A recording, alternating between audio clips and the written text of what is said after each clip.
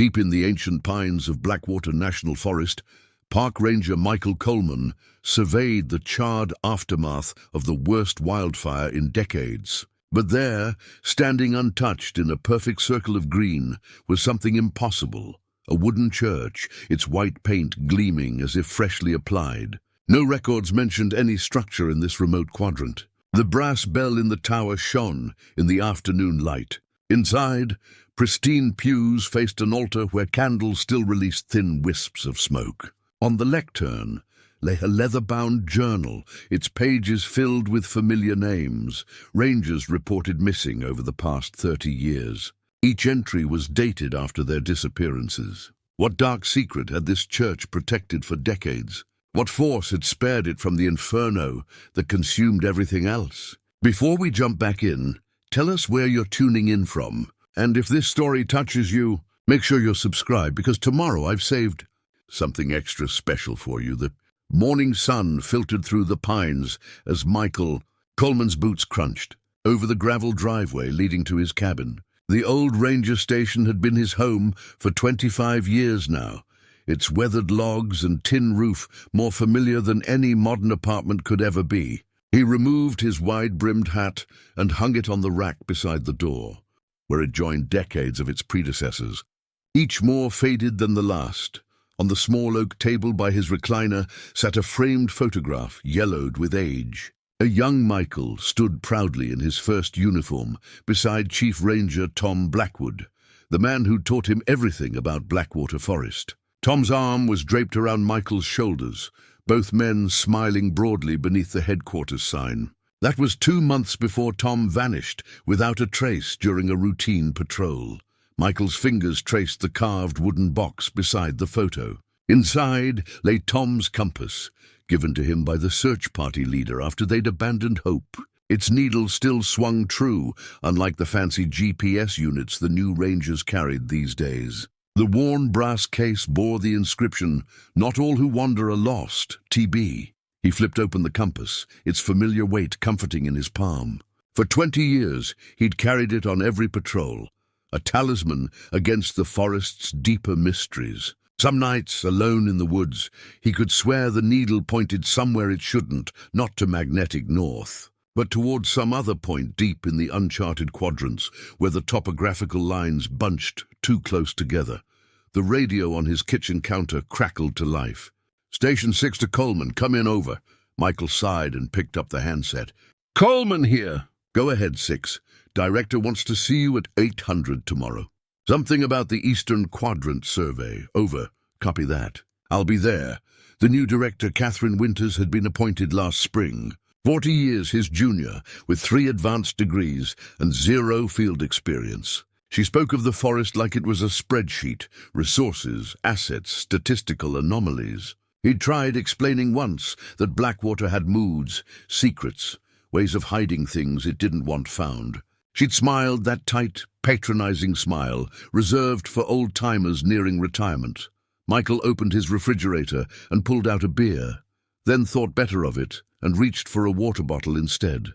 Tomorrow's meeting would require clarity. The Eastern Quadrant had been hit hardest by the wildfires, strange fires that had burned in perfect geometric patterns according to the satellite imagery.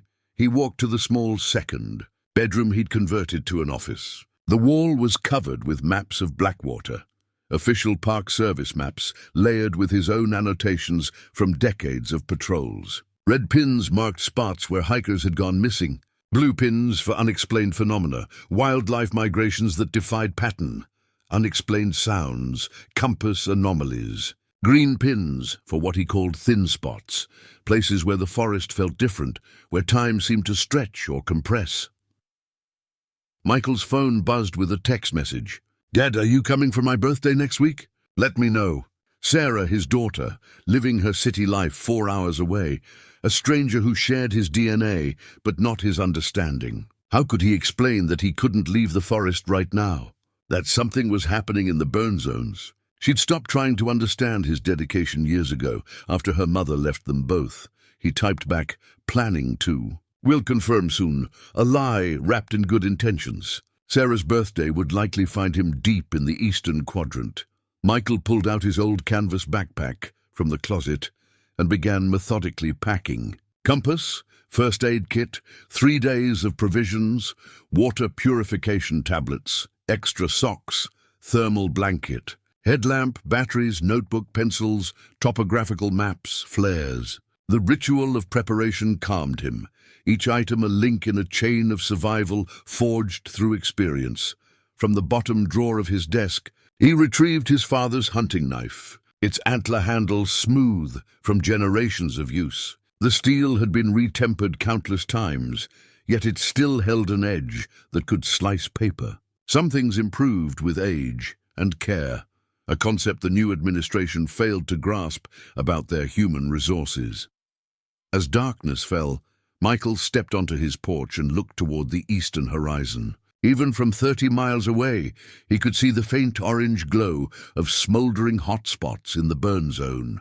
But there was something else, a momentary flicker of white light, like a camera flash among the distant trees. He blinked and it was gone, leaving him to wonder if he'd imagined it.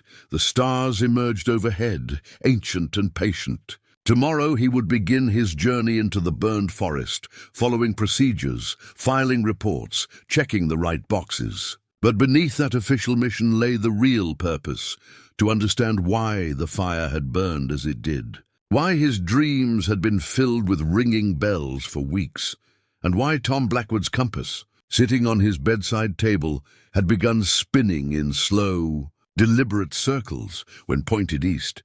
Michael stood at the edge of the burn zone, surveying the devastation that stretched before him. What had once been a verdant cathedral of towering pines now resembled a graveyard of blackened spires reaching accusingly toward the sky. The acrid smell of ash and char hung in the air.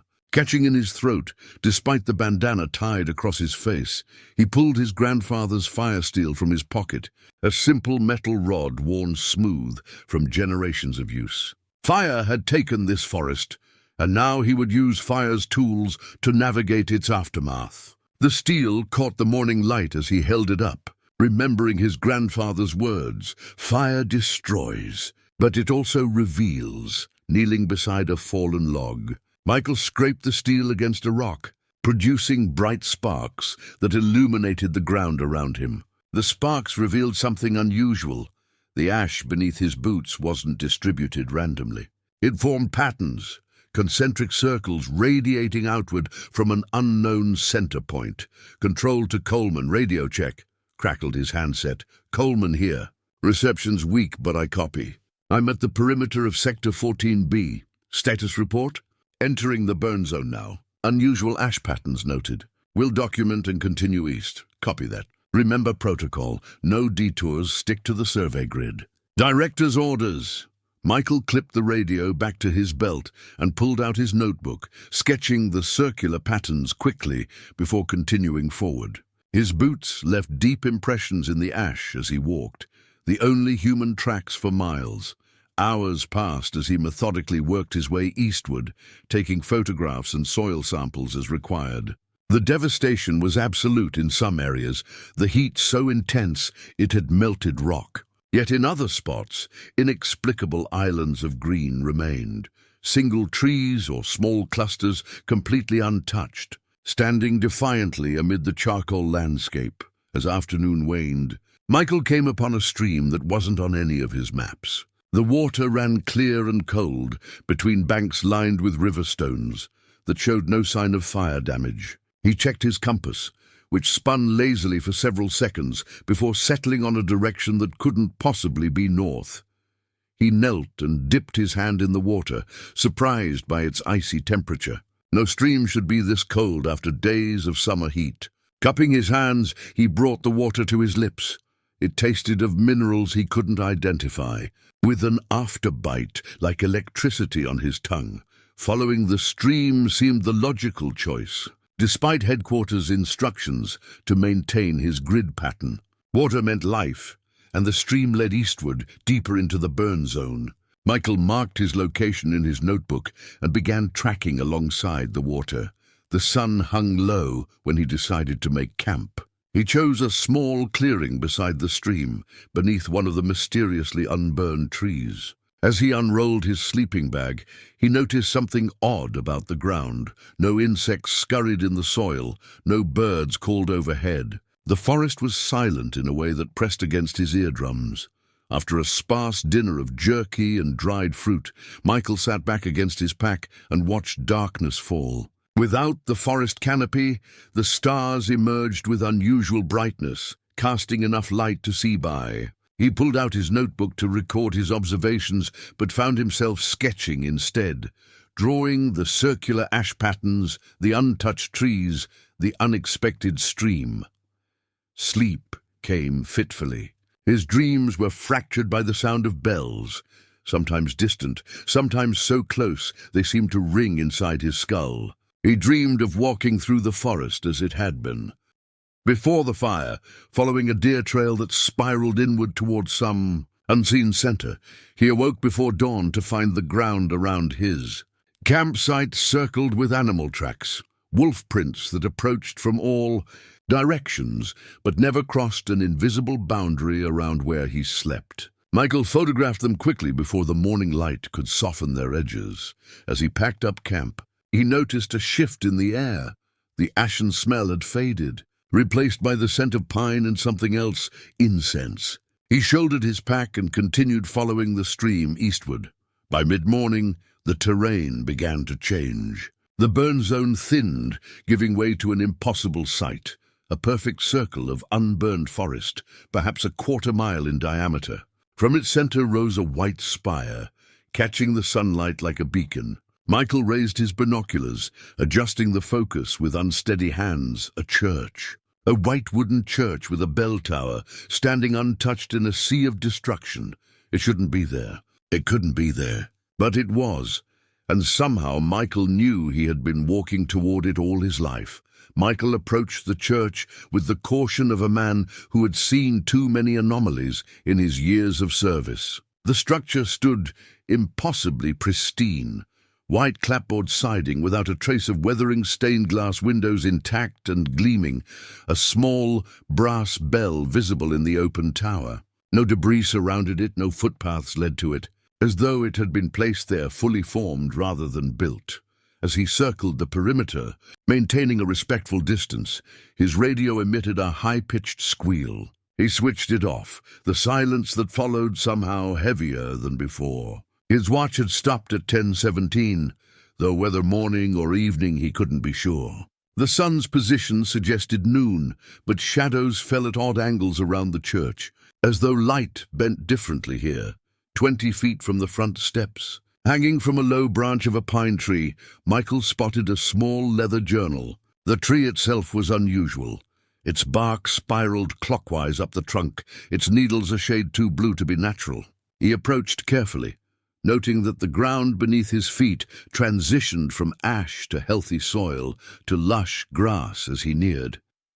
The journal was weather-beaten yet intact, its cover embossed with symbols Michael recognized from old forestry manuals, pictographs used by the indigenous people who had lived in these mountains centuries before the land was designated a national forest. He carefully removed it from the branch, surprised by its warmth against his fingers, as though it had been recently handled. Opening to the first page, he found a careful script in fading ink, property of the Forest Service. Record of anomalous observations. For official use only. The handwriting matched none he recognized from the rangers he had known. He flipped through pages, filled with detailed sketches of unusual flora, descriptions of light phenomena, and coordinates that made no sense, some listing numbers too large to be longitude or latitude.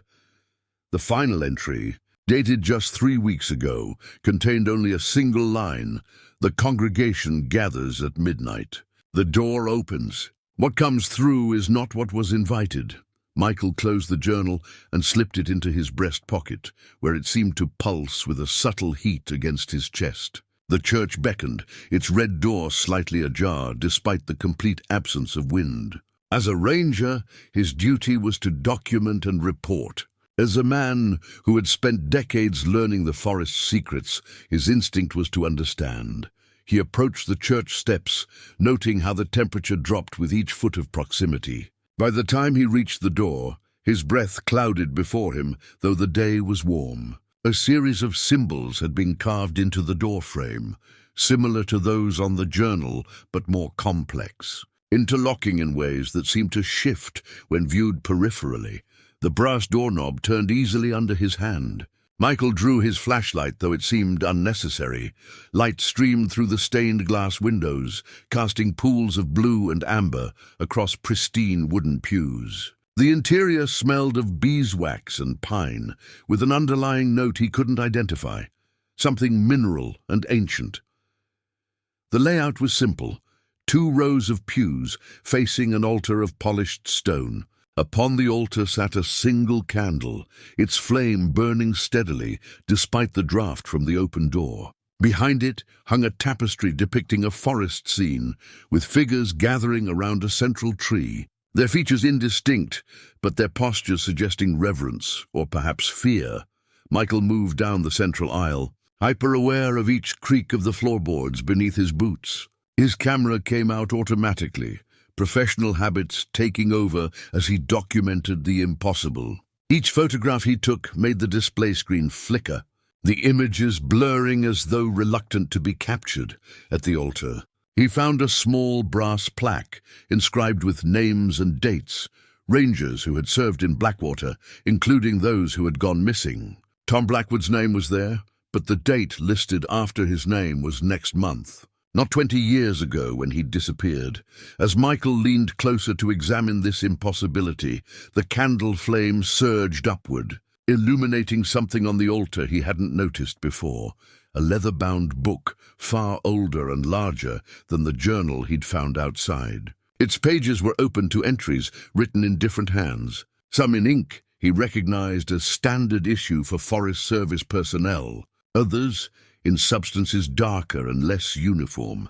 The final entry bore yesterday's date. The handwriting was unmistakable, his own, though he had no memory of writing it. The words read simply, "I have returned to where I always was." Michael staggered backward from the altar, the impossibility of his own handwriting in the book sending a cold wave through his body. With trembling fingers, he reached for the leather-bound volume, feeling its weight as he lifted it from the wooden surface. The binding was worn smooth at the edges, speaking of countless hands that had opened it before his own.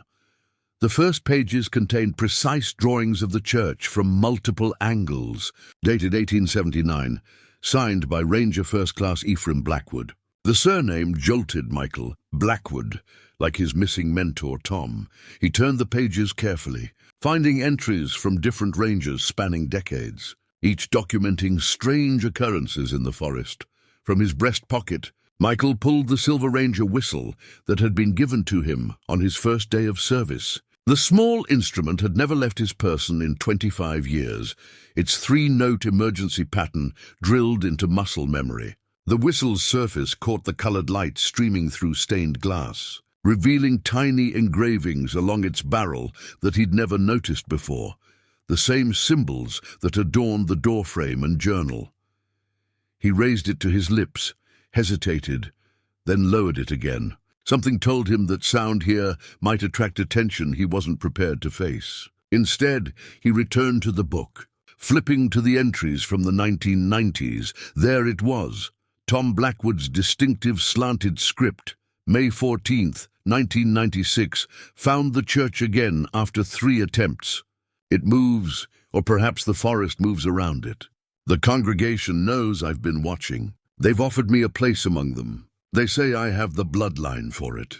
What does that mean? The forest feels different now, like it's listening when I speak. The entries continued for months past Tom's official disappearance date, growing increasingly disjointed. July 30th, 1996.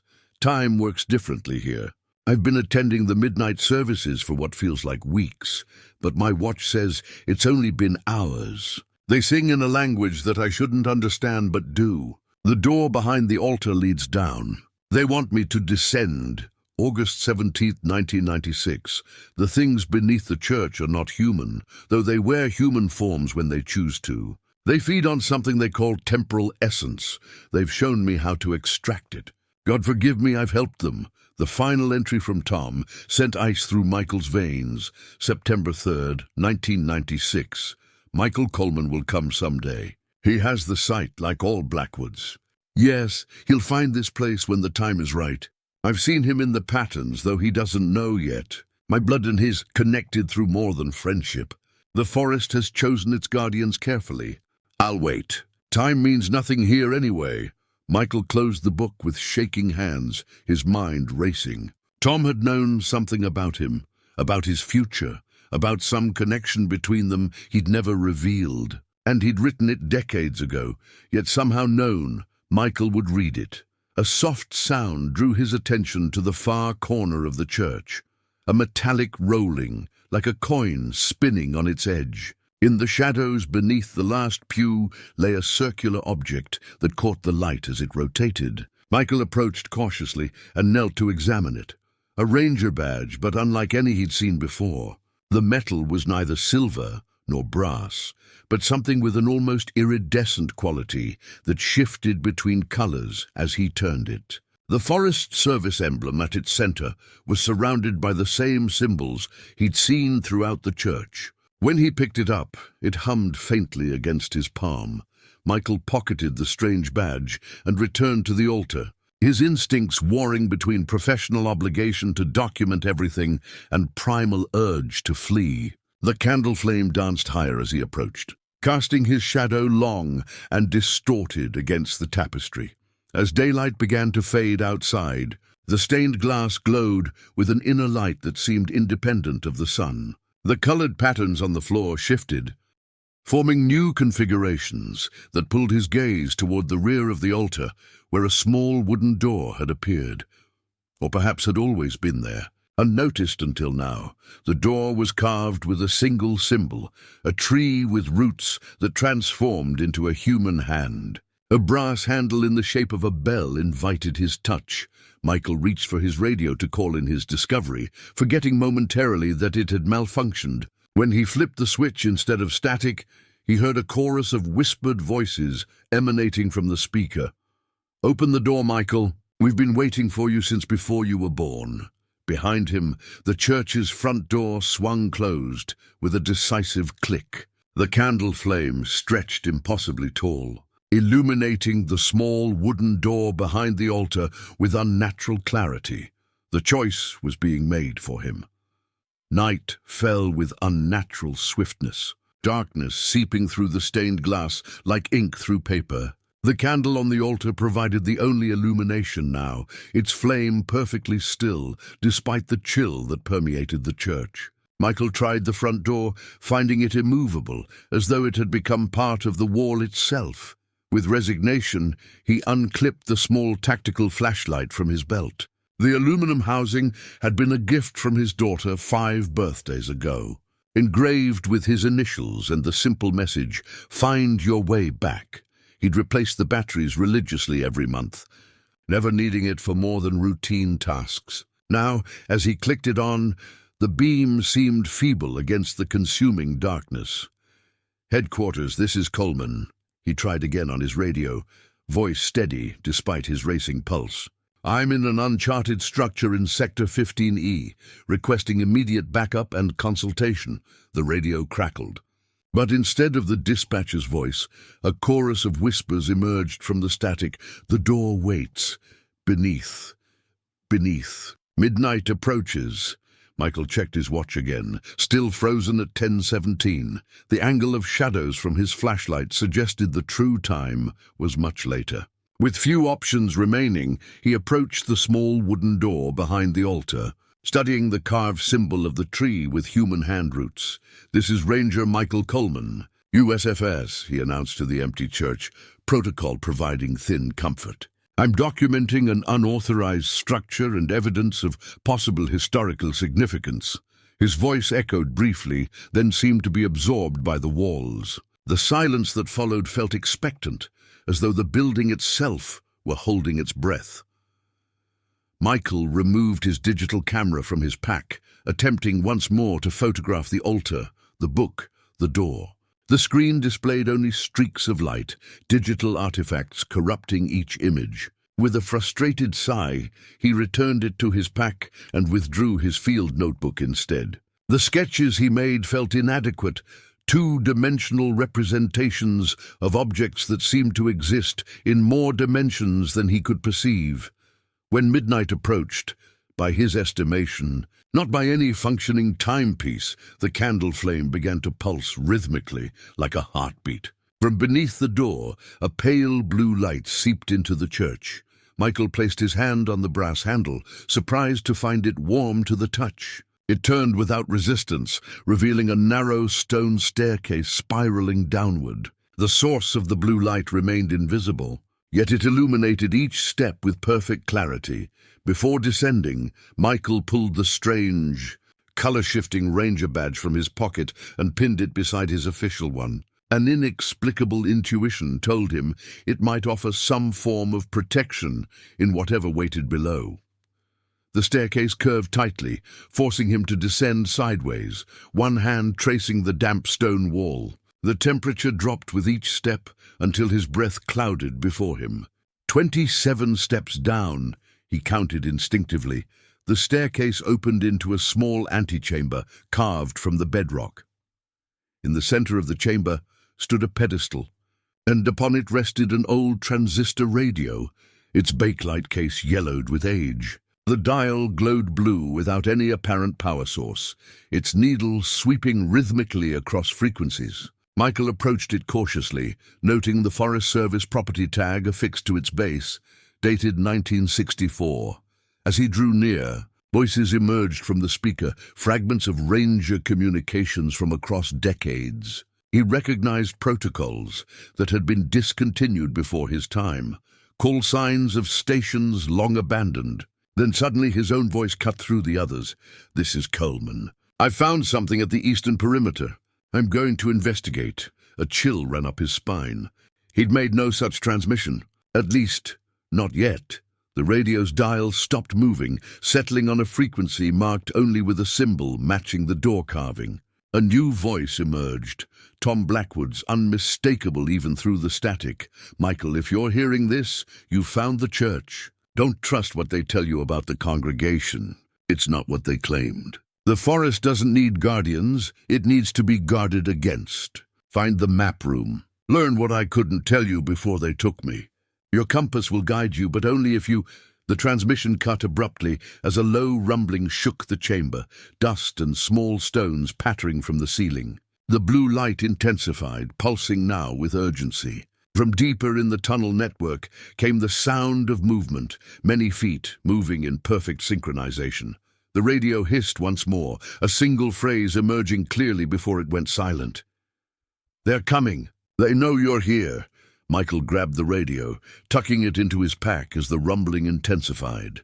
The staircase he'd descended was no longer visible, replaced by a tunnel that hadn't existed moments before. With his flashlight in one hand and the mysterious badge clutched in the other, he had only one direction to move, forward, toward the approaching footsteps. The tunnel stretched before Michael, its walls smooth as polished marble, despite being carved from raw bedrock. The blue luminescence pulsed in rhythm with the approaching footsteps, casting long shadows that moved independent of any visible source. His ranger training urged caution, assessment, retreat if necessary, but some deeper instinct told him retreat was no longer possible. He moved forward, keeping close to the wall, his boots making no sound on the stone floor. The tunnel branched repeatedly, but at each junction, one path glowed more brightly than the others. Following this illuminated route, he descended deeper beneath the church, the air growing increasingly dense with moisture and an odor like wet leaves and iron after what felt like hours of walking, though his frozen watch offered no confirmation. The tunnel widened into a circular chamber with 7 identical doorways. In the center stood a weathered stone pedestal. Upon it rested a bronze sundial, incongruous in this subterranean space, devoid of sun. The sundial's face was etched with symbols rather than numbers, matching those he'd seen throughout the church. Its gnomon, the triangular piece that normally cast shadows, was fashioned as a miniature human figure, arms outstretched as if in supplication. Most strangely, despite the absence of light sources directly above, the gnomon cast a distinct shadow across the dial's face. As Michael approached, the shadow began to rotate slowly clockwise, then counterclockwise, then settled, pointing to one of the 7 doorways. The footsteps that had been following him ceased abruptly. He reached for the sundial, a voice in his mind screaming not to touch it, even as his fingers closed around the cold bronze. The moment of contact sent a surge of images flooding through his consciousness. The forest seen from impossible perspectives, generations of rangers walking these same tunnels, a congregation gathered around an entity too vast to comprehend. Centuries compressed into seconds. When the visions subsided, Michael found himself clutching the sundial to his chest, its weight reassuring despite the impossible knowledge it had transmitted. The shadow now pointed definitively toward the 3rd doorway. With the sundial tucked carefully into his pack, he proceeded through the indicated passage. This new tunnel was different, squared rather than rounded, its walls lined with shelves carved directly into the stone. Upon these shelves sat hundreds of small wooden boxes, each labeled with dates and coordinates. Michael recognized the numbering system as USFS designations for sectors of Blackwater Forest. He selected a box labeled with coordinates near his cabin and opened it. Inside lay a small soil sample, a pressed leaf, and a handwritten note describing unusual growth. Patterns observed in 1987. Box after box contained similar collections, meticulous documentation of forest anomalies. Spanning over a century, the collection was a ranger's dream, a comprehensive record of forest phenomena that could advance ecological understanding by decades. Yet the clandestine nature of its storage, hidden beneath an impossible church, suggested motives far removed from scientific progress. At the tunnel's end, Michael encountered a heavy wooden door, reinforced with iron bands. A circular indentation in its center matched the dimensions of the sundial perfectly. Without hesitation, he removed the artifact from his pack and placed it into the depression. The door swung inward silently, revealing a vast circular chamber.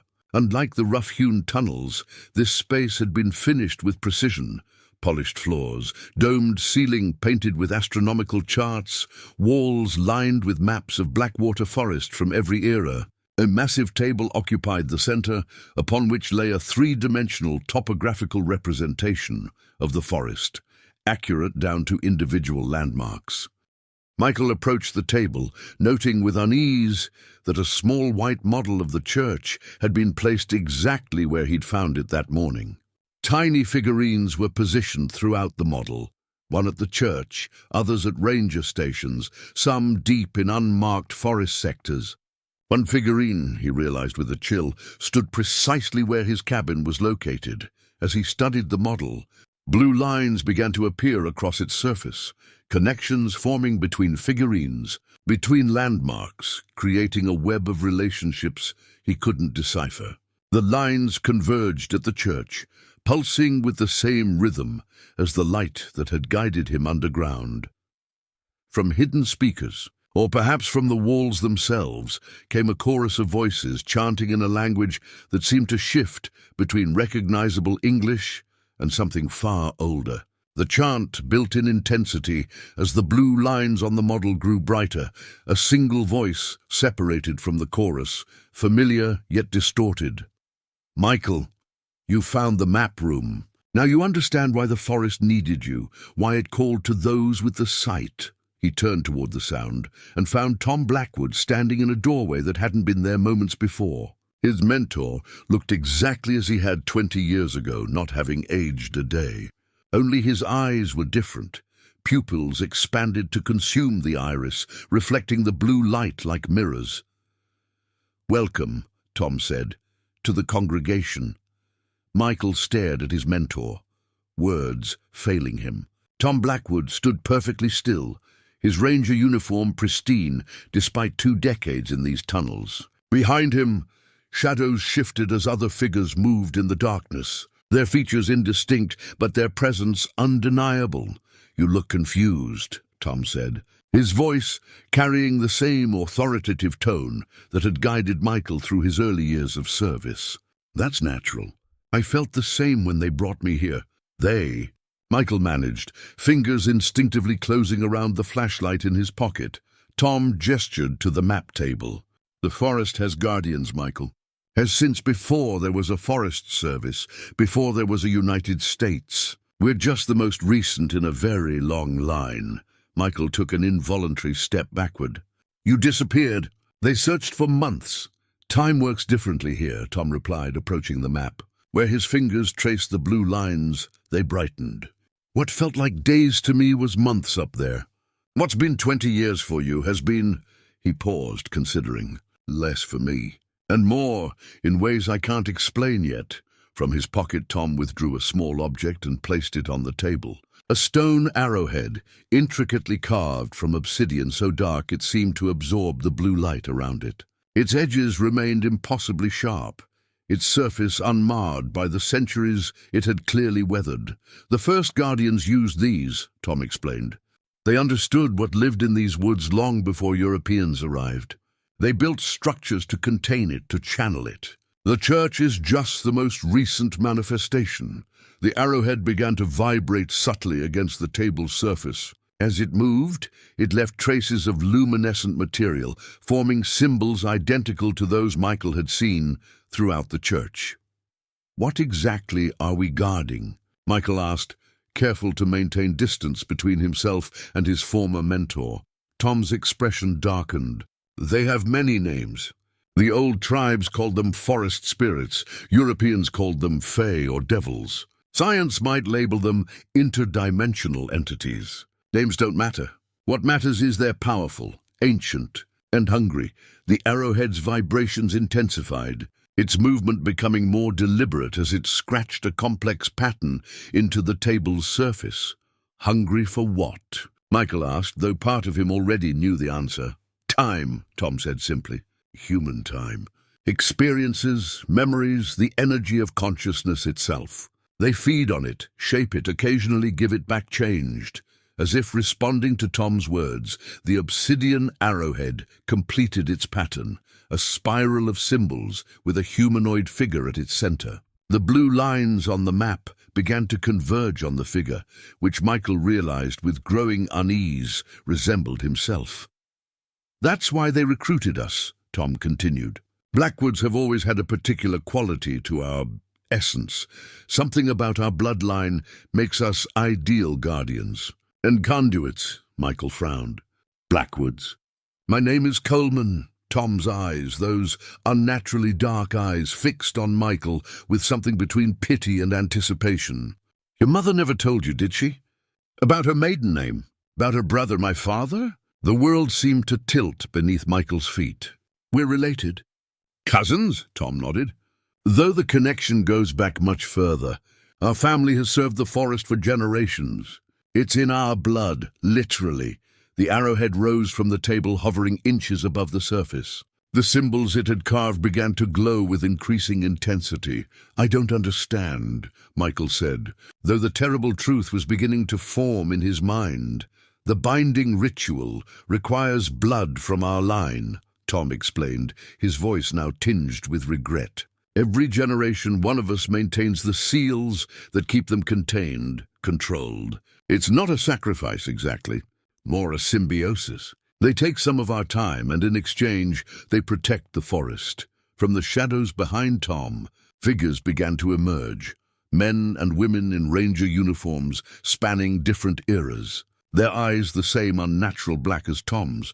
Michael recognized some from photographs. Rangers who had gone missing over the decades. The congregation, Michael whispered. Tom nodded. We've been waiting for you, Michael. The binding is weakening. That's why the fires came. They're breaking through. We need new blood, fresh time. The obsidian arrowhead shot forward suddenly, stopping inches from Michael's chest, pointed directly at his heart. It hung there, vibrating with potential energy. I'm sorry it has to be you, Tom said, genuine remorse in his voice. But the forest chose you long ago. The church revealed itself because it was time. The other rangers began to move forward, forming a circle around Michael. Their movements were synchronized, fluid in a way that seemed inhuman. The blue light pulsed faster now, matching the quickening beat of Michael's heart. "And if I refuse?" Michael asked, already knowing the answer couldn't be that simple. Tom's expression hardened, all trace of his former warmth vanishing. "The forest always finds a way, cousin. One way or another." The arrowhead inched closer to Michael's chest as the circle of rangers tightened around him. The obsidian arrowhead trembled in the air before Michael, its point gleaming with unnatural sharpness. Behind Tom, the congregation of lost rangers advanced in perfect unison, their movements mechanical yet fluid. Michael's mind raced through training protocols, survival techniques, escape routes, none applicable to this impossible situation. "The ritual is painless," Tom said, his voice gentle despite the threat surrounding Michael. "Your consciousness joins ours. Your time feeds the binding. The forest remains protected." Michael locked eyes with his cousin. "And if these entities break free, what happens then?" "Chaos," Tom answered simply. "They'd consume time indiscriminately, past, present, future, becoming a single point. Everything you know would collapse." As the circle tightened, Michael's back pressed against the map table. His hand brushed something metallic, a small object he hadn't noticed before. Without looking, he closed his fingers around it, feeling the unmistakable shape of a locket. With deliberate calm, he raised the object between himself and the hovering arrowhead. The locket was tarnished silver, oval-shaped, with intricate engravings of leaves and branches across its surface. It hung from a delicate chain that seemed impossibly intact given its apparent age. The effect was immediate. The arrowhead recoiled as if struck, vibrating with increased intensity. The blue light throughout the chamber flickered erratically, and several rangers in the congregation stepped backward. Tom's eyes widened. "Where did you get that?" Michael examined the locket properly now. "It was on your table. I assumed it belonged to the congregation." "That's impossible," Tom whispered, genuine fear crossing his face for the first time. "It was buried with her." "Who?" Michael demanded. "Elizabeth Blackwood, her great-grandmother. The only guardian who ever broke the binding." Tom's voice had lost its confident edge. "Open it." Michael hesitated, then pressed the small clasp on the locket's side. It sprang open, revealing a miniature daguerreotype photograph of a young woman in a high-collared dress, her expression serious yet determined. Beside the image was a small compartment containing a lock of dark hair tied with silk thread. The moment the locket opened, a high-pitched tone emanated from it, causing the congregation to cover their ears in pain. The blue light receded from around Michael, creating a perfect circle of darkness with him at its center. Elizabeth discovered what the entities truly wanted. Tom explained through gritted teeth, clearly in pain. "Not just time as sustenance, but a way into our world. The congregation isn't protecting the forest. We're being used to thin the veil between dimensions." The obsidian arrowhead dropped to the floor, its power seemingly neutralized by the locket. The rangers who had surrounded Michael began to flicker like images on a damaged film strip, their forms becoming transparent, then solid again in rapid succession. "Her locket contains a frequency they can't tolerate," Tom continued, backing away. "She tried to warn others, but they took her before she could. Her body was found, but her consciousness—" He gestured to the darkened corners of the chamber. "It's here, somewhere, trapped between moments." Michael clutched the locket tightly, noting how the congregation maintained their distance from its influence. "How do I stop this? Break the binding without releasing them?" "You can't," Tom shook his head. "The binding is failing anyway. That's why they need you now. Fresh blood, fresh time." "But Elizabeth—" "She found something else. A banishing ritual." The walls of the chamber began to shimmer, reality itself seeming to bend around the protection offered by the locket. Maps peeled from the walls, curling and twisting like living things, before dissolving into mist. "Find her journal," Tom urged, his form now flickering like the others. "It wasn't in her grave. She hid it somewhere in the forest, somewhere only a Blackwood could find it." He pointed to the locket. "That's the key to its location. The floor beneath Michael's feet became transparent, revealing an endless void below. The entire chamber was unraveling, the blue light retreating to the periphery where shadowy forms gathered, larger, more alien than the Ranger congregation. "I fought them for 20 years, Tom said, his voice growing distant. "Kept my core self intact while feeding them just enough. But I'm fading, Michael. They're consuming me faster now." The congregation began to merge with the shadows at the edges, their human forms elongating, distorting into something else entirely. "Run," Tom commanded, his eyes briefly clearing to their human appearance. "Get back to the church. They can't follow into daylight. Find Elizabeth's journal. Finish what she started." With his last words, Tom's form dispersed like smoke. The chamber groaned, stone cracking as reality reasserted itself. A new tunnel appeared where none had been before, leading upward toward the distant surface. Michael closed the locket, looped its chain around his neck and ran for the tunnel as the map room collapsed behind him. The ancient hunger of the entities snapping at his heels. The tunnel spiraled upward, its walls rough-hewn and glistening with moisture. Michael ran with desperate urgency, the locket bouncing against his chest with each stride. Behind him, the sounds of collapse gave way to something worse, a susurration of many voices speaking in unison. Drawing closer despite his pace, his flashlight beam caught the gleam of metal ahead, a ladder embedded in the stone, leading to what appeared to be a trapdoor. With renewed hope, he scrambled up the rungs, pushing against the wooden surface above. It gave way easily, and he emerged into the church once more, the altar room now bathed in the grey light of early dawn. Michael slammed the trapdoor shut, dragging a heavy pew across it. The wood groaned as something pushed from below, but the barrier held. Outside the stained glass windows, birds began their morning chorus, normality asserting itself despite the horrors beneath. His radio crackled suddenly, making him jump. A clear voice came through the static. "Ranger Coleman, this is dispatch. Do you copy? You've missed 2 scheduled check-ins." Michael grabbed the handset. "This is Coleman. I need immediate evacuation and a hazard team at my coordinates." "Say again, Ranger." "Your signal is breaking up." Before he could respond, the radio died in his hand. Michael pocketed it with a frustrated growl and made his way to the church entrance. The door that had been sealed the previous night now swung open at his touch, revealing the forest bathed in morning mist.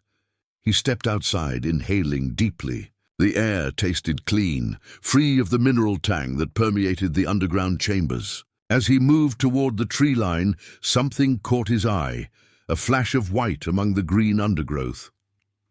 Approaching cautiously, Michael discovered a small marble statuette of a deer, no larger than his palm. The craftsmanship was exquisite, capturing the animal in mid-leap, its form suggesting both flight and grace. The material was cool to the touch and seemed to glow faintly from within. As he lifted the statuette, the locket around his neck warmed against his skin. The two objects seemed to recognize each other, resonating at frequencies just beyond human perception. Acting on instinct, Michael held the marble deer against the locket. The effect was immediate. The deer's eyes illuminated with pinpricks of blue light, and its head turned of its own accord, pointing deeper into the forest. Michael understood. Elizabeth had left markers, breadcrumbs for those who might follow her path. The statuette was pointing him toward the next one. He set off in the indicated direction, the marble deer clutched in one hand, his other resting on the locket for reassurance. The forest around him had changed overnight, paths rearranging themselves, landmarks shifting position. Yet the deer guided him true, its head adjusting slightly whenever Michael hesitated at a fork in the trail. After an hour of walking, he reached a small clearing dominated by an ancient oak tree. Its massive trunk was scarred with the same symbols he'd seen throughout the church, carved decades or perhaps centuries ago. At its base sat another marble statuette, this one a fox, posed as if listening to distant sounds. Michael collected this second figure, which immediately animated like the first, its head swiveling to indicate yet another direction. As he gathered it, a memory surfaced. not his own, but clear as if experienced personally. A woman in early 20th century clothing, kneeling before this same tree, carving symbols with a silver knife while looking anxiously over her shoulder, Elizabeth Blackwood. The locket was somehow transmitting her memories. Two more statuettes followed, a rabbit and an owl, each discovered at sites marked with ancient symbols, each conveying fragmentary memories of Elizabeth's desperate work to counter the entities beneath the forest. The marble menagerie guided Michael through impossible geography, paths that should have crossed but never did, distances that expanded and contracted unpredictably. By midday, he found the final statuette, a wolf standing guard beside a small spring that bubbled up through a rock formation. This figure was larger than the others and carved from a different stone, not marble but something darker, shot through with veins of silver. When Michael touched it, the wolf's eyes glowed red rather than blue. All 5 statuettes began to vibrate in his pack, creating a harmonic tone, similar to the one the locket had produced in the underground chamber. The spring's water receded, revealing a small waterproof metal box tucked into a crevice in the stone. Michael retrieved the container, his hands trembling with anticipation. The lid was inscribed with a warning in flowing script. To open is to be seen by them. Proceed only if the need outweighs the risk. The 5 statuettes arranged themselves in a protective circle around Michael as he sat beside the spring, the metal box heavy in his lap, the weight of his decision heavier still. The locket pulsed against his chest, urging him onward. Behind him, in the direction of the church, a column of black smoke rose above the tree line. The forest was burning again, or something was emerging. His time for hesitation had run out. Michael turned the metal box over in his hands, tracing the engraved warning with his fingertips. The container was surprisingly light, despite its solid construction, sealed tight with no visible lock or hinge. The 5 marble statuettes continued their circular vigil around him, their tiny eyes glowing in alternating patterns of blue and red. The column of black smoke on the horizon had grown, stretching upward to form an unnaturally straight line against the sky. Whatever pursued him was getting closer. How do I open it? Michael wondered aloud, examining the box from every angle.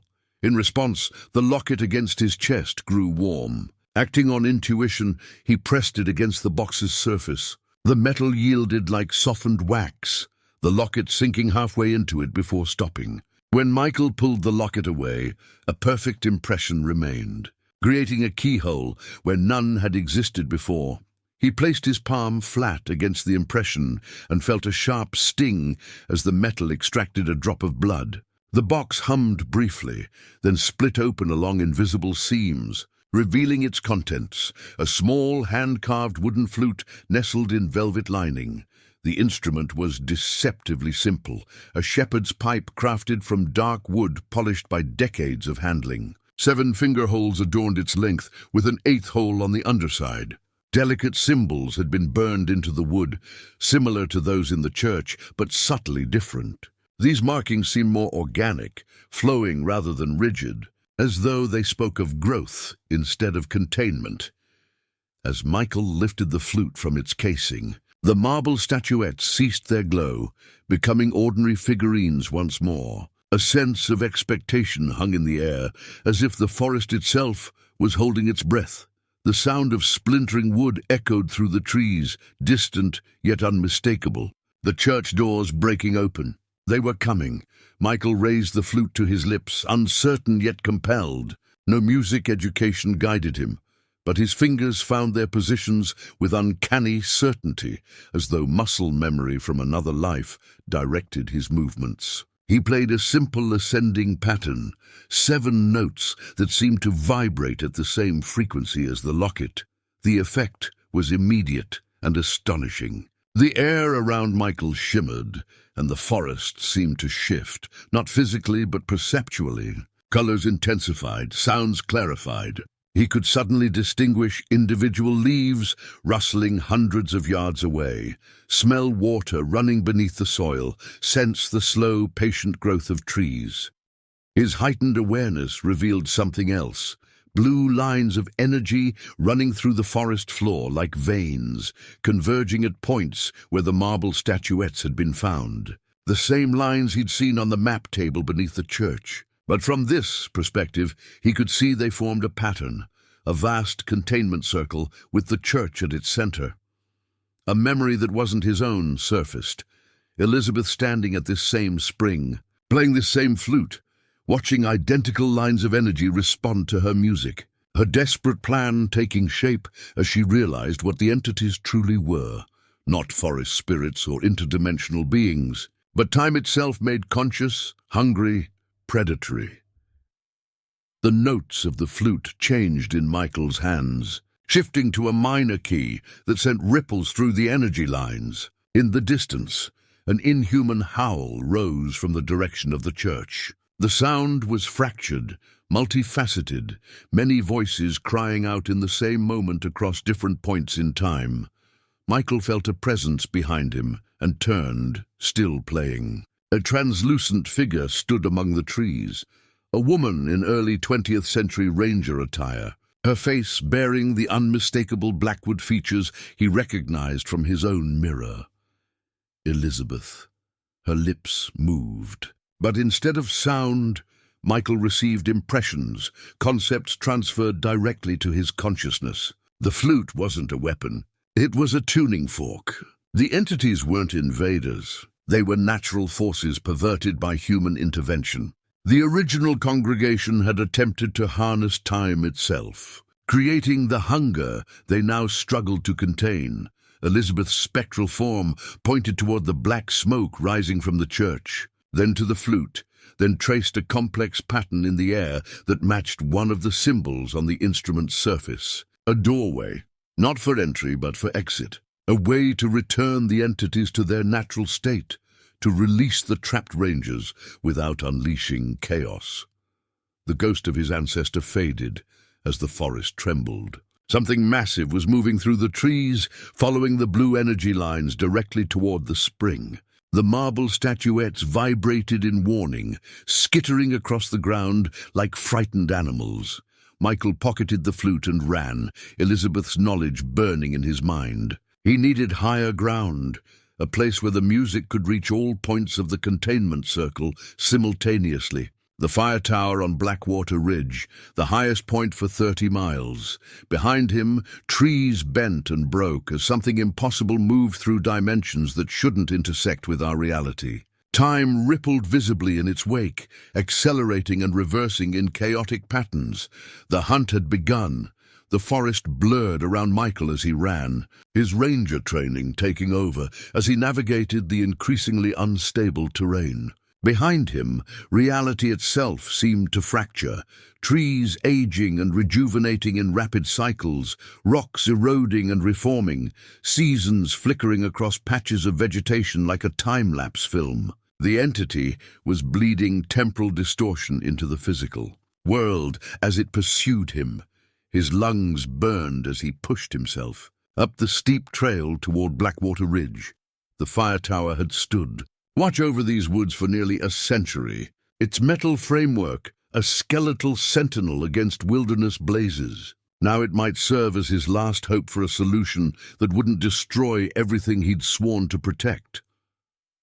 Halfway up the ridge, the trail curved around a massive boulder, a glacial erratic deposited millennia ago. Michael stumbled to a halt, finding his path blocked by a figure in a ranger uniform.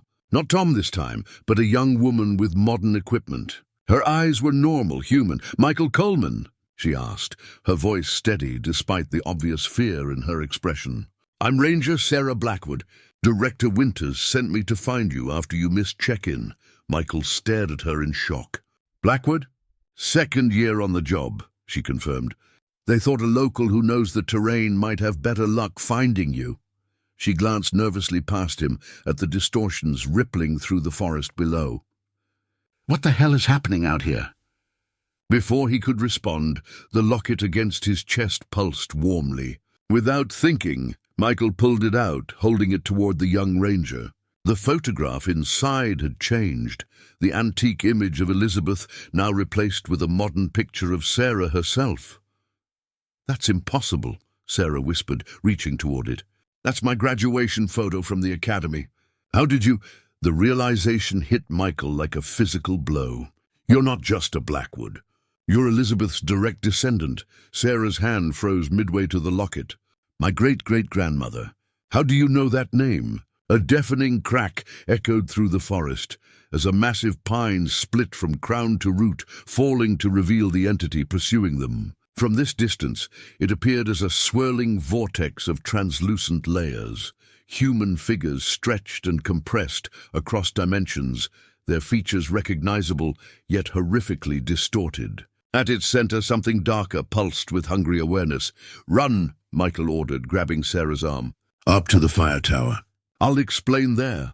They sprinted up the trail, the entity accelerating behind them. As they ran, Michael briefed Sarah on everything: the church, Tom, the congregation, Elizabeth's artifacts, and the true nature of what they faced. To her credit, the young ranger absorbed it all without breaking stride.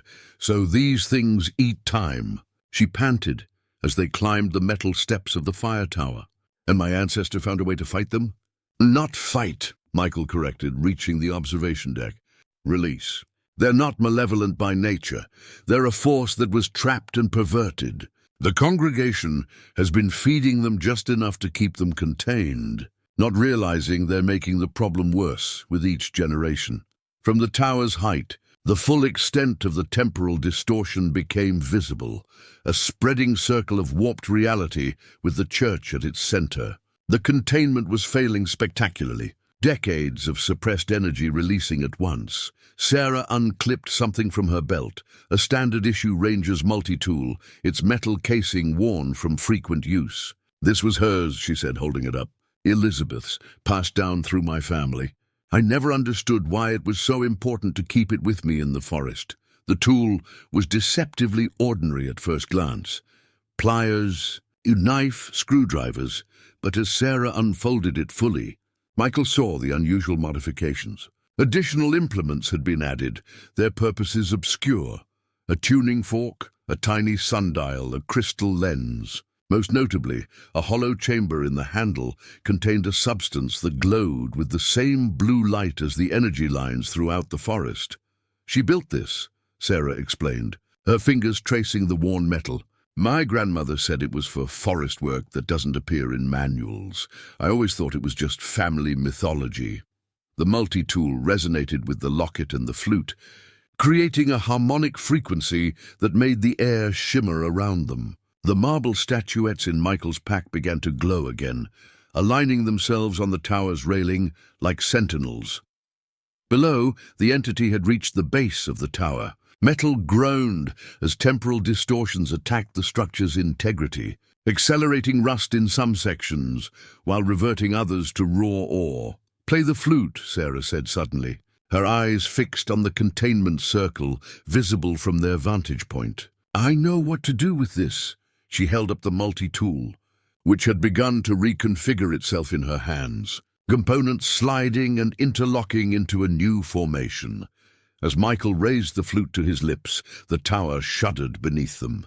Through the metal grating of the floor, he could see the entity beginning to climb, leaving trails of accelerated decay in its wake. They had minutes, perhaps seconds, before it reached them. The tower groaned beneath them, metal twisting as temporal waves assaulted its structure. Michael raised the flute to his lips, his fingers finding positions with uncanny certainty. The melody that emerged was both familiar and alien, notes that seemed to exist between standard musical intervals, creating harmonics that vibrated at the frequency of the blue energy lines below. Sarah's multi-tool had transformed in her hands, components sliding and locking into a configuration that resembled a small satellite dish. At its center, the blue substance glowed brighter, pulsing in rhythm with Michael's music. "It's a resonance amplifier," she explained, positioning it toward the center of the containment circle. Elizabeth designed it to focus and redirect temporal energy. As the melody continued, The marble statuettes began to move of their own accord, repositioning themselves at precise points along the tower's railing, their tiny eyes illuminated, projecting beams of light that converged at the center of Sarah's device. The entity below had reached the halfway point of the tower, its amorphous form rippling with faces Michael recognized: Tom, other missing rangers, and countless others he'd never seen before. All consumed, all part of the collective now. The metal stairs behind them dissolved into rust, then dust, cutting off any possibility of retreat. "We need something else," Sarah shouted over the growing temporal storm. "The device isn't complete." As if in answer, the pocket of Michael's jacket began to glow. He reached in with his free hand, continuing to play with the other, and pulled out the strange, color-shifting ranger badge he'd found in the church. It pulsed with energy, hovering above his palm. "That's it!" Sarah grabbed the badge, slotting it into an empty space at the center of her device. The connection was instantaneous, a surge of energy that shot upward in a column of blue light, parting the clouds above. The amplifier hummed with increasing intensity as it gathered temporal energy from the containment circle.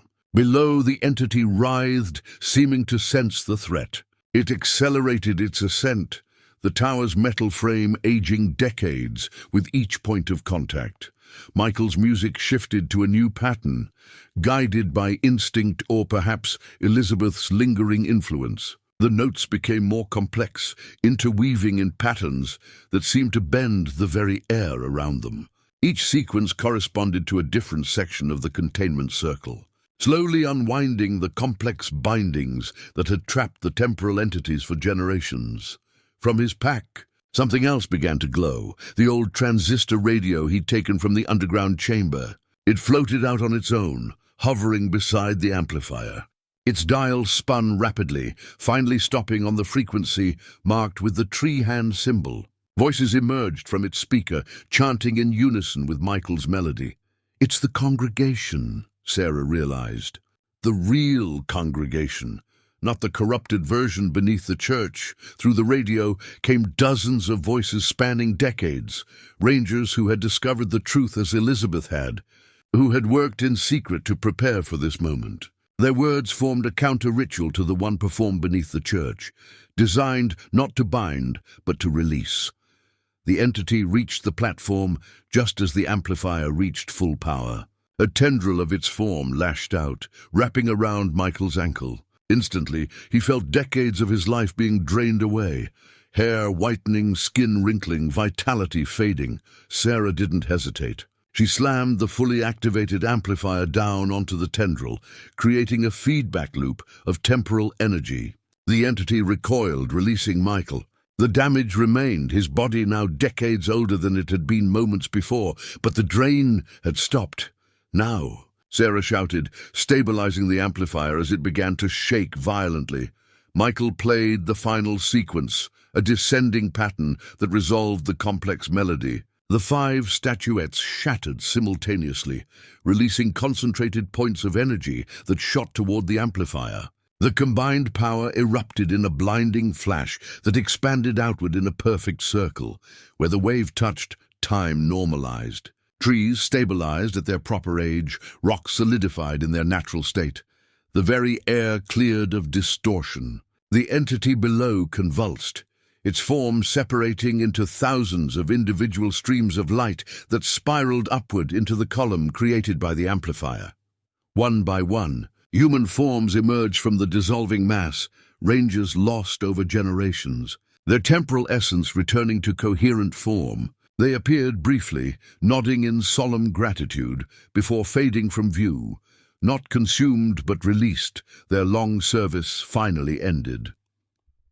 Tom was among the last, his form more substantial than the others.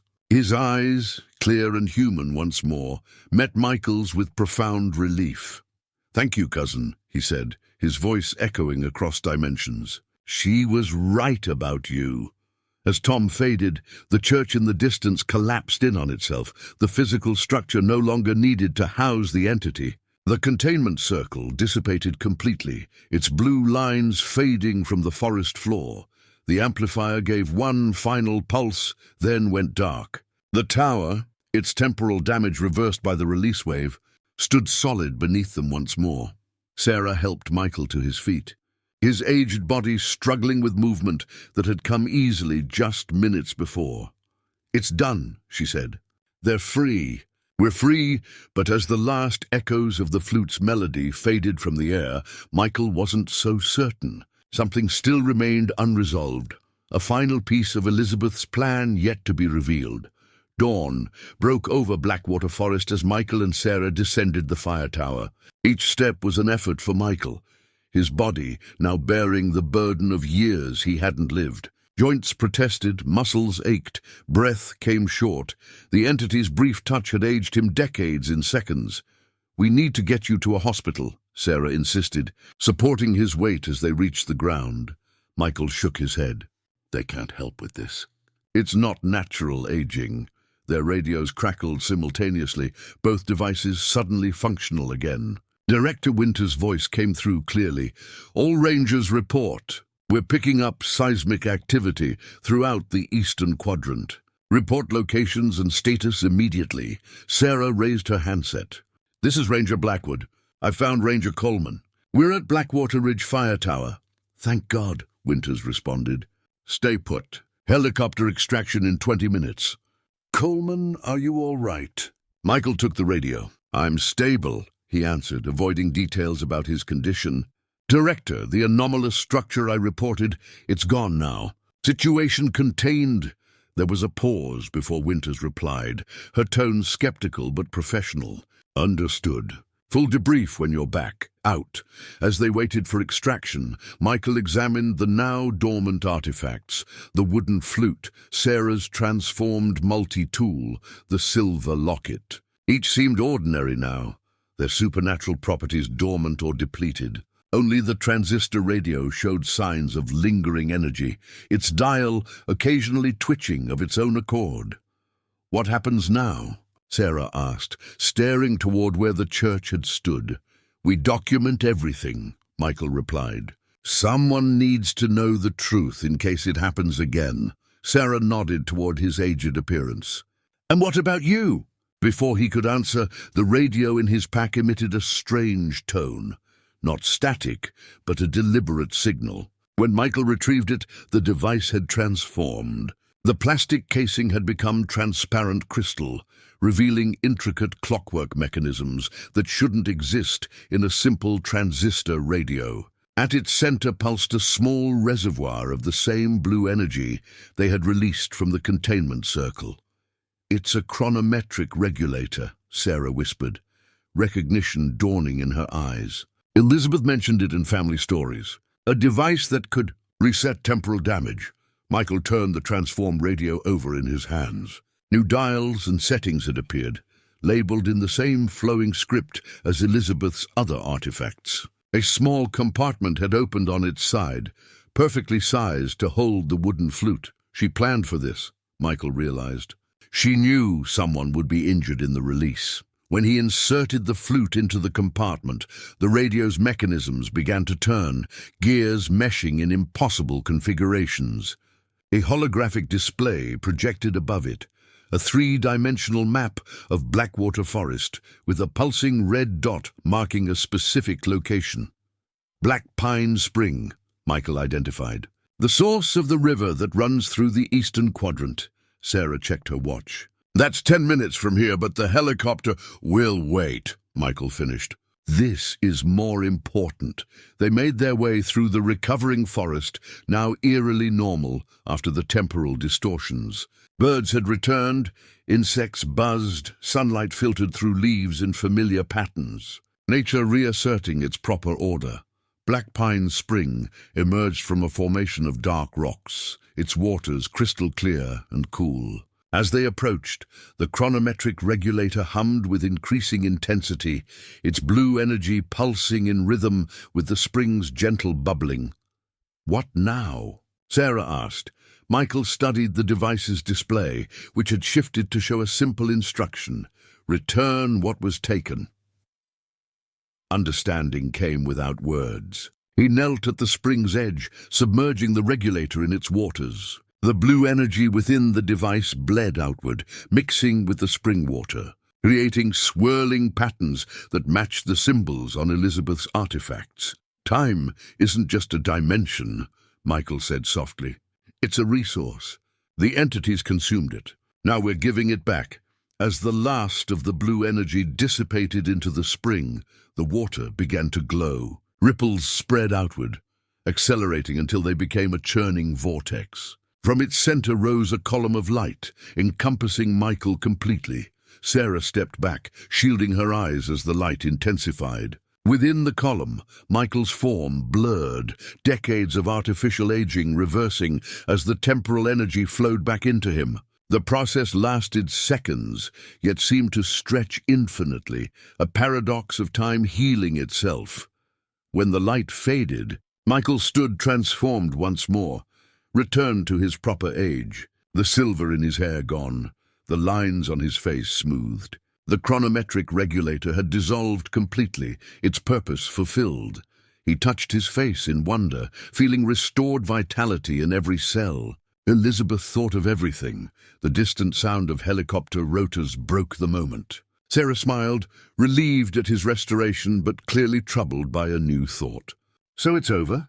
Completely? Michael stared at the spring, watching as its waters returned to normal clarity. His ranger's instinct, that same intuition that had guided him through the forest for decades, whispered a different answer. No, he said quietly. This was Elizabeth's solution for her time. But the forest remembers, and something tells me it's not done with the Blackwood line yet. Sarah's hand moved unconsciously to her stomach, a gesture so subtle Michael almost missed it. The implication hit him with sudden clarity. The cycle wasn't ending. It was beginning anew. The debriefing at headquarters lasted 5 hours. Director Winters listened with increasing skepticism as Michael and Sarah recounted their experiences, carefully editing the more fantastical elements while preserving the essential truth. An unknown structure had appeared in the burn zone, containing historical artifacts that had since been lost in its collapse.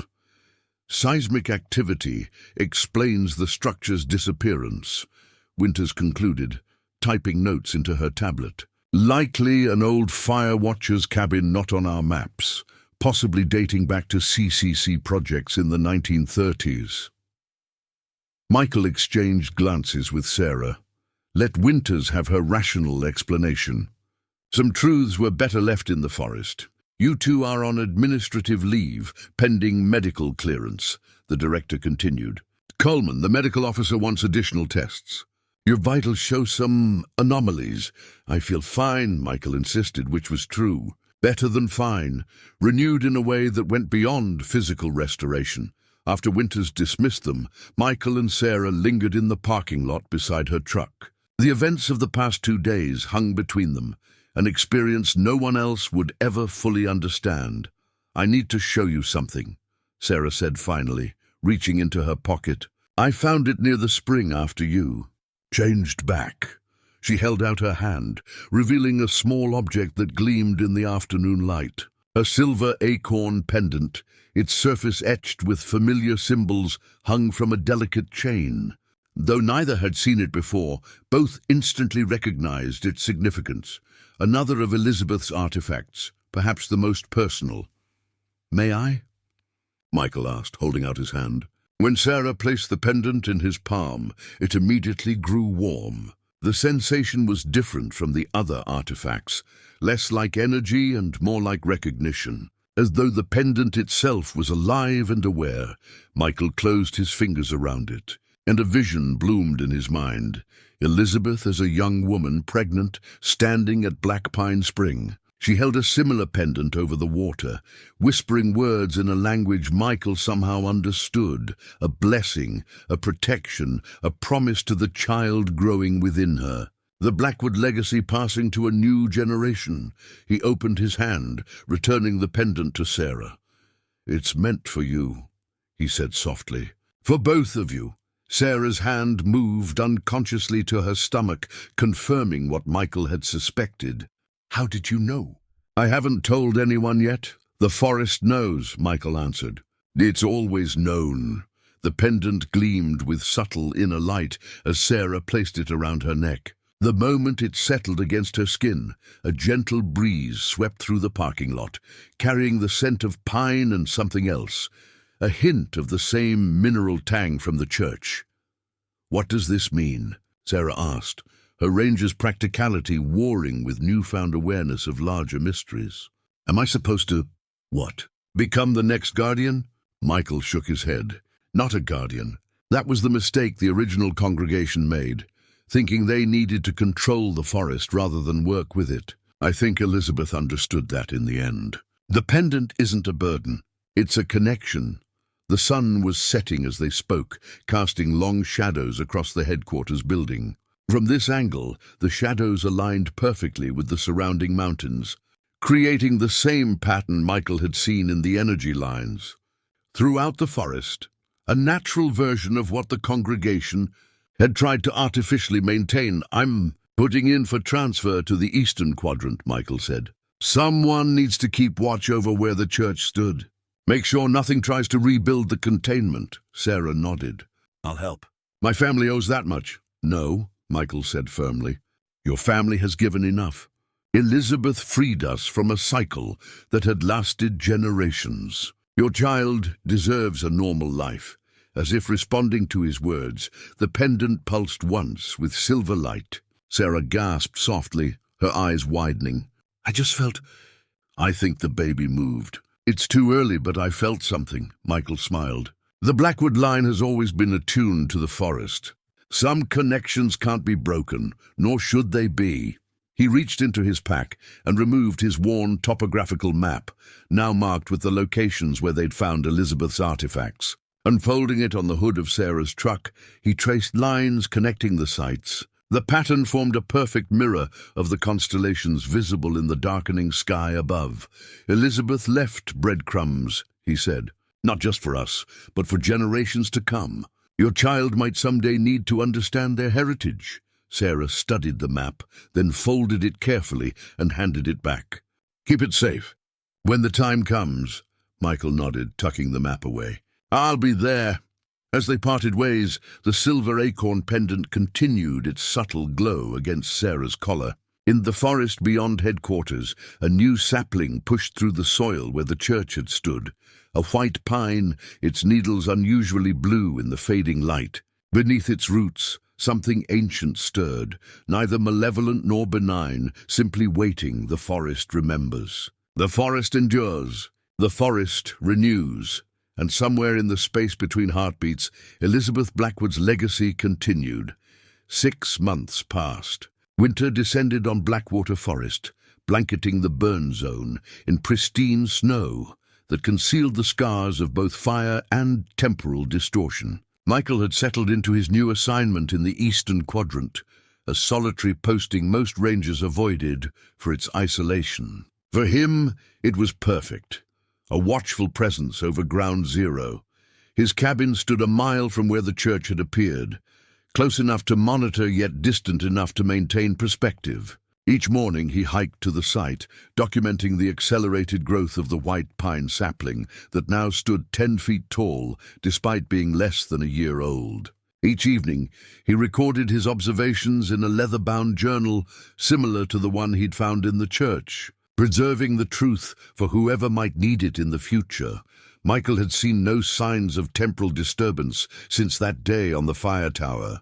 The forest had healed, wildlife had returned, and even the blue energy lines had faded from his perception. Yet he remained vigilant, sensing that some transitions take generations, not months.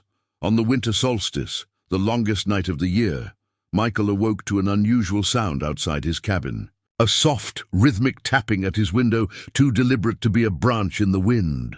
He approached cautiously, service pistol in hand. Outside, illuminated by moonlight reflecting off snow, stood a raven of unusual size. Its feathers gleamed with iridescent highlights that shifted color as it moved, reminiscent of the strange ranger badge from the church. When it saw Michael watching, it tapped the window once more with its beak, then flew to perch on his truck. Something compelled him to follow. Dressing quickly, he stepped into the bitter cold, breath clouding before him. The raven waited patiently, regarding him with intelligence beyond any normal bird. When he approached, it took flight, moving slowly enough for him to follow. It led him through the moonlit forest to the site where the church had stood. The white pine sapling now glowed faintly in the darkness, its needles frosted with ice crystals that refracted light in complex patterns. At its base lay an object that hadn't been there during his afternoon check, a carved wooden box, its surface decorated with the now familiar symbols of Elizabeth's artifacts. The raven landed beside it, tapping the lid 3 times before taking flight again. Disappearing into the night sky, Michael knelt beside the box, brushing away snow. Unlike the metal container that had held the flute, this one opened easily, its lid swinging upward at his touch. Inside, nestled in velvet lining, lay an antique brass compass, similar to Tom's, yet distinct in crucial details. Where a normal compass would have cardinal directions, this one displayed symbols matching those on Elizabeth's artifacts. Its needle spun lazily, settling not on magnetic north, but toward something else entirely, a direction beyond conventional understanding. As Michael lifted the compass from its case, the needle stabilized, pointing firmly toward the sapling. The moment the instrument left the box, the young white pine shimmered, its form briefly overlapping with a ghostly image of the church as it had appeared months ago. The vision lasted only seconds before fading, but its message was clear. The boundaries remained thin here. The compass warmed in Michael's hand, its brass case seeming to pulse with a heartbeat. When he opened the lid fully, he found an inscription on the inner face. For the watcher at the threshold, may you walk between worlds when needed. Below this, in Elizabeth's flowing script, a personal note had been added. The cycle ends when understanding begins. Watch, learn, protect, but never contain. Michael studied the compass, comprehending its purpose. Not a navigational tool for physical space, but for the boundaries between realities. Elizabeth had created it for whoever would take up the vigil after her work was complete, a means to monitor the threshold without crossing it unnecessarily. His radio crackled suddenly, startling him in the silence. Sarah's voice came through clearly despite the hour and distance. "Michael, are you there? Something's happening." "The pendant," he raised the handset. "I'm here. What about the pendant?" "It's glowing. Started about 10 minutes ago." Her voice held wonder rather than fear, and I felt something like the forest was singing. "Am I losing my mind?" Michael looked at the compass in his hand, its needle now spinning rapidly as it had when he first found it. "No, it's the solstice. The boundaries are thinnest tonight. Should I be worried?" He considered the question, watching as the needle gradually stabilized again, pointing toward a new direction. Precisely where Sarah's ranger housing would be located. "No," he answered with certainty. "It's not a warning. It's a connection. The forest is acknowledging its new guardian." "I thought you said we weren't guardians anymore," Sarah reminded him. Michael smiled, tucking the compass into his pocket where it settled warm against his chest. "Not guardians of the forest," he corrected. "Guardians of the balance. There's a difference." As dawn approached, ending the longest night, Michael returned to his cabin. The compass remained with him, a tool not just for navigation, but for reassurance. The cycle Elizabeth had broken would not repeat, but something new had begun. A harmonious coexistence, rather than containment and consumption. The Watcher had his instrument now. The Threshold had its sentinel, and somewhere in the depths of Blackwater Forest, ancient awareness acknowledged the new arrangement with something approaching respect. Spring arrived with unusual vigor in Blackwater Forest. The burn zone transformed at an accelerated rate. Saplings reaching heights that should have taken years, wildflowers carpeting areas that had been ash just months ago. Michael documented everything, filling journal pages with observations that would seem miraculous to anyone without knowledge of what had transpired. The white pine at the church site now stood over 20 feet tall, its growth defying biological norms. Michael had taken to calling it the Sentinel, for it seemed to stand watch as much as he did. On his morning visits, he often found wildlife gathered around it: deer, foxes, owls, creatures that normally avoided each other, existing in temporary harmony within its presence.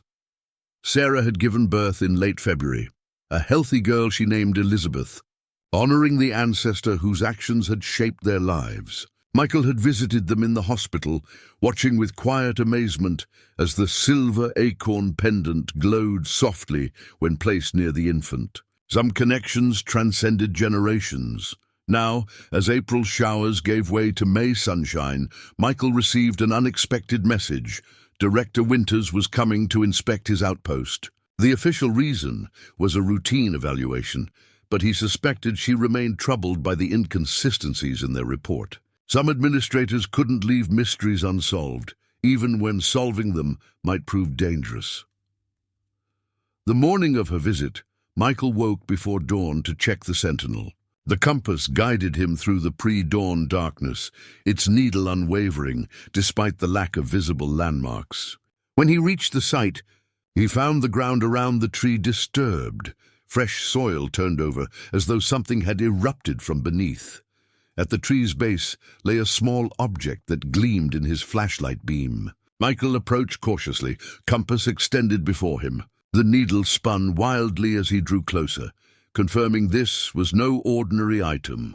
He knelt and examined what appeared to be a simple skeleton key, though its design was like nothing from any modern locksmith.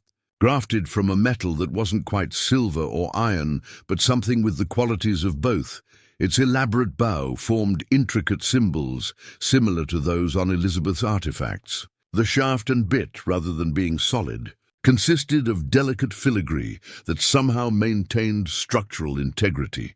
When Michael picked it up, the key hummed against his palm, resonating at a frequency that matched the compass's vibrations. Words formed in his mind, not his own thoughts, but something transmitted through the contact, for doors yet to appear.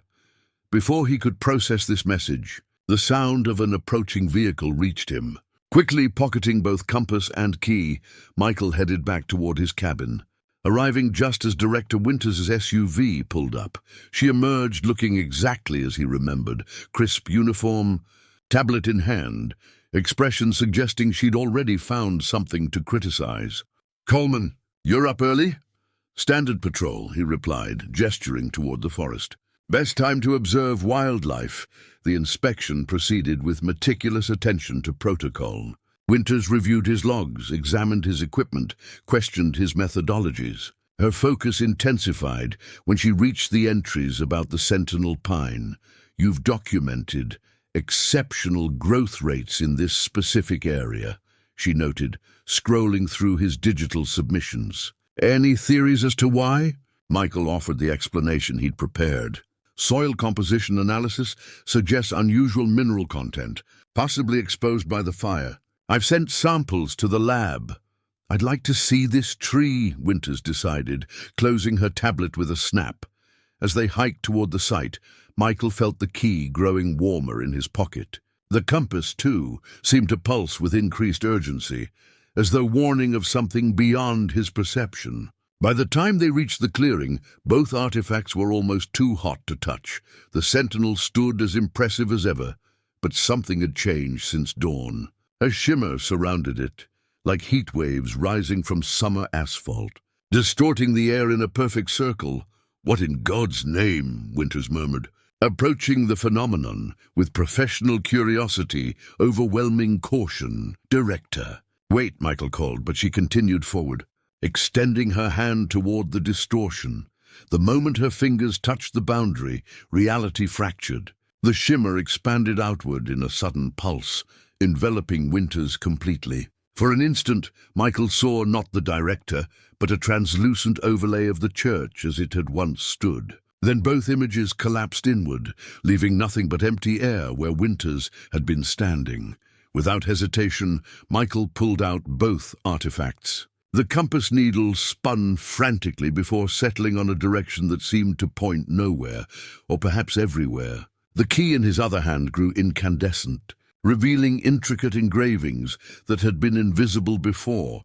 where Director Winters had vanished. A doorway began to form, not physical but a tear in reality itself, edges crystallizing into a frame of pure energy. Through it, Michael glimpsed impossible geography, the church interior overlapping with forest scenes from different seasons, all existing simultaneously, and walking among these overlapping realities. Oblivious to their impossible nature was Director Winters, her expression one of bewildered awe. Michael understood with sudden clarity. The key wasn't just a symbolic artifact, it was a literal key to doors between realities. Doors that Elizabeth had known would someday need to be opened again, or in this case, doors that needed to be closed before someone wandered too far into realms they weren't prepared to comprehend. With compass in one hand and key in the other, Michael stepped toward the threshold. The threshold wavered before Michael, reality rippling like the surface of a disturbed pond. With compass guiding and key extended, he stepped through. The sensation defied description, like moving through layers of time simultaneously, each moment stretching and compressing around him. Colors existed beyond the normal spectrum. Sounds carried memories rather than mere vibrations. He understood now why the entities had hungered for human time. Experiencing reality this way was intoxicating. Director Winters stood 20 feet ahead, frozen in mid-step. Around her, the environment flickered between states. Church interior, forest clearing, underground chamber, all occupying the same space across different moments in time. She appeared unaware of her predicament, her perception likely limited to a single layer of this multidimensional tapestry. As Michael approached, the key grew brighter, illuminating paths through the overlapping realities. The compass needle stabilized, pointing not toward Winters, but towards something behind her, a pulsing node where all timelines converged. The heart of the distortion. "Director Winters," he called, his voice echoing strangely, each syllable repeating through adjacent time streams. "Don't move." She turned, surprise registering as she saw him. "Coleman! What happened to the tree? Where are we?" "Between," he answered simply, knowing fuller explanations would come later, if at all. "Take my hand. Don't let go, no matter what you see." To her credit, Winters complied without hesitation, her training overriding confusion. The moment their hands connected, her eyes widened as her perception expanded. "My God," she whispered. "Is this real?" "All of it is," Michael confirmed, beginning to guide her back toward the entry point. Now a distant shimmer behind them. Their progress was slow, each step requiring careful navigation through overlapping realities. The compass directed their path, while the key seemed to stabilize the time streams around them, creating a bubble of relative consistency in the chaos. Halfway to the exit, something changed. The convergence point behind them pulsed with increased intensity, sending ripples through the dimensional layers. Fragments of the past manifested more solidly, ranges from the original congregation appearing briefly before dissolving, moments from the church's history playing out like scenes from a broken film. Then, emerging from the convergence point, a familiar figure approached, Tom Blackwood, or something wearing his form. Unlike the Lost Rangers Michael had glimpsed during the entity's release, this apparition seemed fully conscious and purposeful. "Michael," it called, its voice resonating across timelines. "You found the threshold key. Elizabeth always said you would." Winters tightened her grip on Michael's hand. "Who is that? What's happening?" Michael positioned himself between the director and the approaching figure. "What are you? You're not Tom." The entity smiled with Tom's face. "Not entirely, no, but not entirely separate either. When you released us, most returned to our natural state. But some of us had become too intertwined with human consciousness. We remained changed." The key burned in Michael's hand, recognizing the entity's nature. The compass needle swung back and forth between the exit and the convergence point, as if uncertain which represented true north in this place. "We are the Watchers now," the Tom entity continued, "guardians of the boundaries. Elizabeth understood this would happen, that symbiosis, not separation, was the answer. A thought struck Michael. The artifacts, Elizabeth made them from you. Parts of your essence, stabilized in physical form, the entity nodded. Freely given once we understood her vision. The compass guides, the key opens and closes, the pendant protects. Tools for balance, not dominance. Michael raised the key, which now glowed with rainbow luminescence. And this? Why did it appear now? Because the boundary thinned again. It will continue to do so at certain times, in certain places. That's why we need watchers on both sides. The entity gestured toward the exit. You should return. This place isn't meant for prolonged human presence. And Director Winters? Will she remember? The entity approached, its form becoming more translucent with each step. That depends on you. The key can lock memories as well as doors. Michael understood. He nodded once to the entity, then turned, guiding Winters toward the exit with renewed purpose. The shimmering portal grew closer, reality beyond it appearing solid and reassuringly normal. As they stepped through, Michael whispered to the key, feeling its response as it turned within an invisible lock. Behind them, the threshold sealed, reality stabilizing. Winters blinked rapidly, her expression clearing as the exposure to multiple time streams faded from her memory. The soil samples, she said, continuing a conversation they'd begun before crossing the boundary. I'd like to see those reports when they come in. Of course, Director, Michael replied, pocketing both compass and key as she turned away. In the months that followed, Michael continued his watch.